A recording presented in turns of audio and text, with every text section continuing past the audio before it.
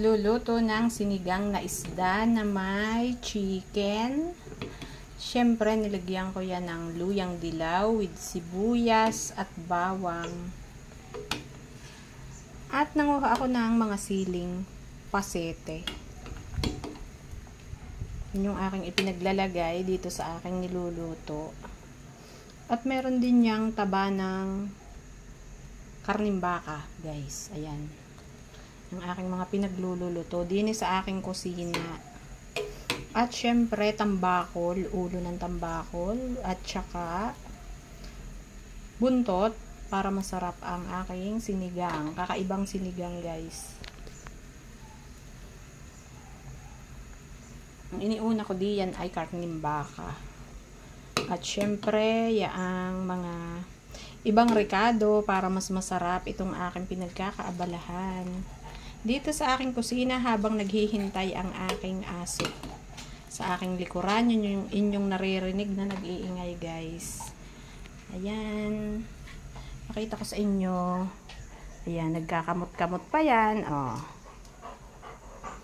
Habang ako ay busy at nagluluto. Siyempre, dahil katatapos laang ng bagyuhan, masarap pa rin yung may sabaw ang ating niluluto, guys, at ang ating uulamin.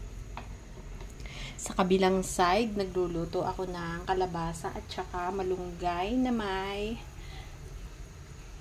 beef strip. Yan.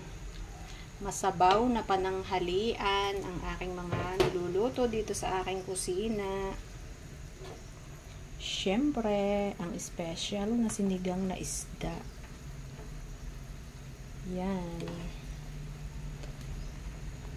With beef and chicken. At ang aking ilalagay diyan na gulay kapag ka sinigang, syempre may gulay. Lalagyan ko yan ng talong.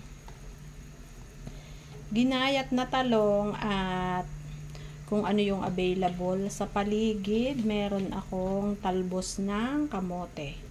Siyempre, maya-maya pa yan kapag kumulo na, guys. At medyo malambot na ang aking gulay na talong.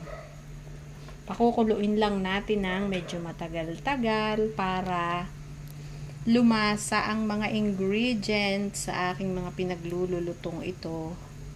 Ayan. Enjoy ang pagluluto habang napakahangin ng paligid at nagkakahulan ang aking mga alagang aso sa labas, kung yun ang inyong naririnig na maingay. Pero okay lang yan. Mahalaga ay itong aking niluluto. At of course, paluto na ang talong. Lagay ko na tong talbos ng kamote para mas healthy ang aking sinigang.